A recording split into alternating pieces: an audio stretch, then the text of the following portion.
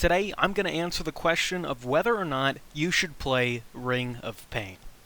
Ring of Pain is a recently released roguelike game that features many aspects of beloved games in the genre. It's gotten many awards for being a wonderful roguelike game, including PAX's 2020 Indie Game winner. I'm creating a buyer's guide on whether or not you should buy Ring of Pain. And let me tell you off the bat, I haven't played a bunch of it. I've only actually played the demo, but before I actually put money into the purchase, I want to make sure I'm buying a game I will actually have fun with. So I've researched what people are actually talking about the game, whether that's from content creators on YouTube, or it's on reviews from the Steam site, or even articles about its Switch integration and how it's recently came out on there. I'm making sure that this game is something that I'm going to want to put my money into, and so I thought with that, I'd share you my pros and cons of Ring of Pain. First, what is Ring of Pain?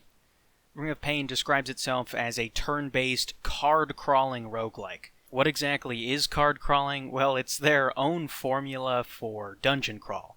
A normal dungeon crawl features rooms with different enemies, and there are also special rooms. This has a lot of those aspects, however, it's all based on cards. So the map you're actually going through is a bunch of different cards in a ring. There are a few different card categories. The ones I found were enemies, potions, curses, mimics, loot, and exits. Those are the ones you're going to be seeing the most, and they each have their own effects. For instance, enemies are things that'll attack you if you're not paying attention, and you can attack them. When you actually kill the enemies, you'll get souls, which you can later use on mimics to buy items. Curses and health potions pop up a lot as well. Curses offer a gamble between getting stat upgrades and healing versus damage that you'll take if you fail. Luckily, with the damage that you do take, you can heal that up with health potions, which are scattered about through each of the levels.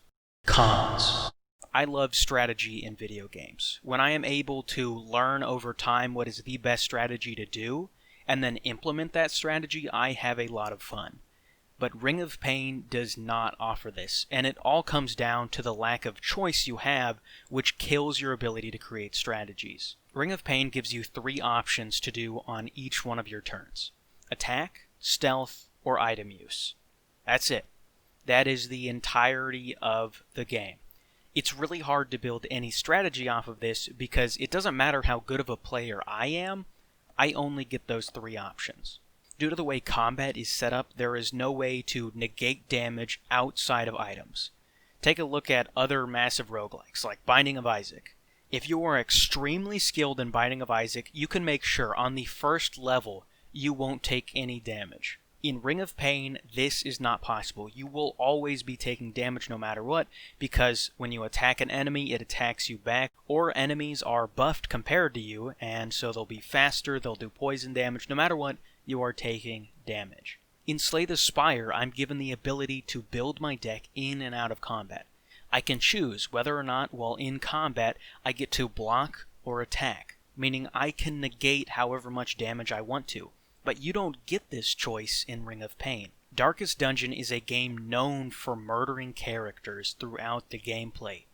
Yet there's a huge difference between the way Darkest Dungeon does this and the way Ring of Pain does this. In Darkest Dungeon, with each death, you learn something. Okay, so I learned that this enemy poisons me, or that this enemy bleeds me, or hey, if I interact with this curio, I'm gonna summon a mini-boss that'll slaughter my team. These are things that you learn from run to run. But the problem with Ring of Pain is you're not actually learning anything. This game has no learning curve. Once you start in the game, that is all you're going to need. You can attack, stealth, or item use, and that's it. This leads us into the next con: run diversity. The only difference between run to run in Ring of Pain is the items you get. In Binding of Isaac, this worked great. You get 2 items guaranteed on every floor. That's 1 in the item room, 1 in the boss room. But the difference between Ring of Pain and the Binding of Isaac is, in Binding of Isaac, if I play right, I can survive longer. Because of how simple Ring of Pain is, there isn't a lot of diversity run to run. Ring of Pain is always a ring, and it's painful to go through, especially when you don't have the items you need. Which leads us to one of the biggest problems I've seen with this game echoed in positive reviews and negative reviews, it's RNG. In any roguelike, you'll see levels of RNG playing into whether or not you can win.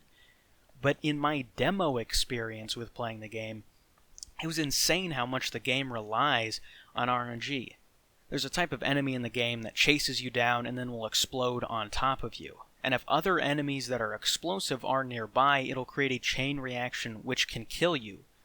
In one of my demo runs, I had it to where an enemy who was explosive chased me down, blew up on top of me, and then a chain reaction happened where the other explosive enemies also exploded, and then I was down to no health and couldn't get away from the other enemies before they killed me. Entering that room, I was done for.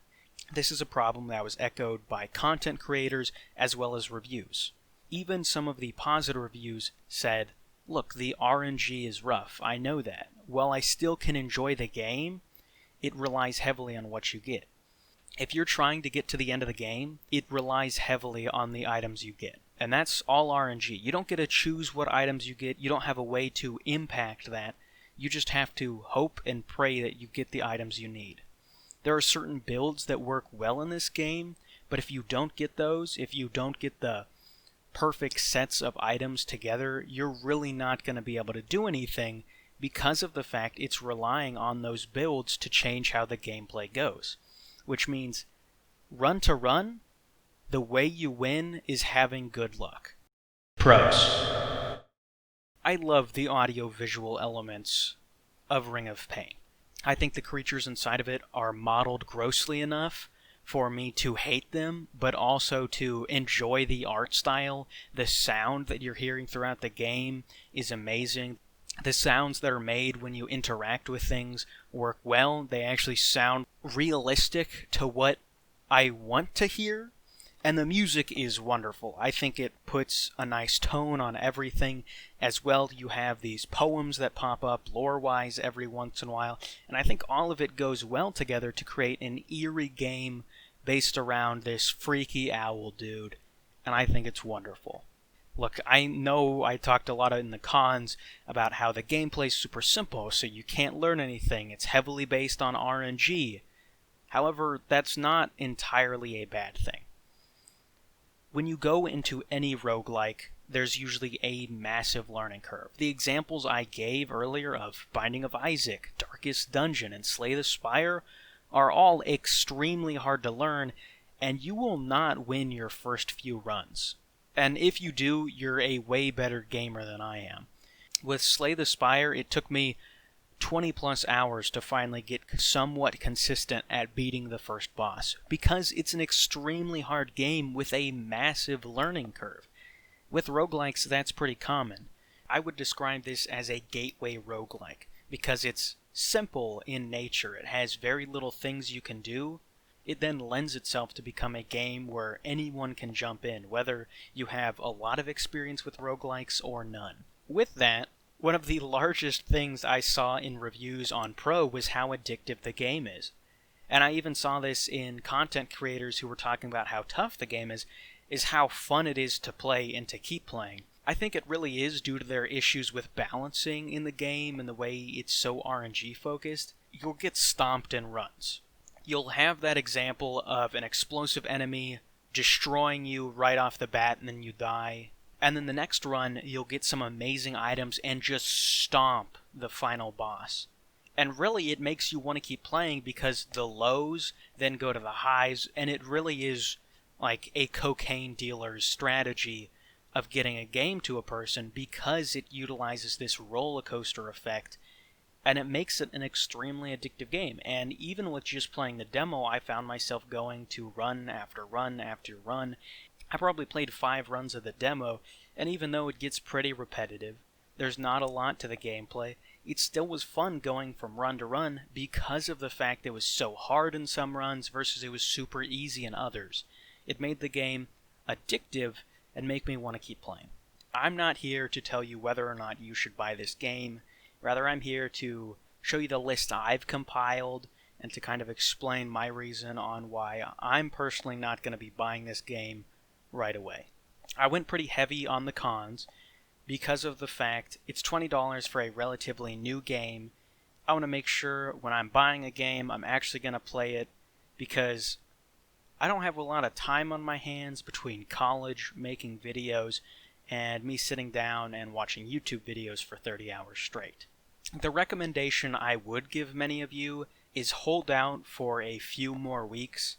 The winter sale should be coming up sometime soon on Steam, and then you can at least buy the game, hopefully somewhat on discount, but even if it's not, at the least you could refund your money if you don't enjoy the game after the first few hours of play, and then you can simply just buy a different game, which hopefully would be discounted. Thank you everyone for watching this far into the video.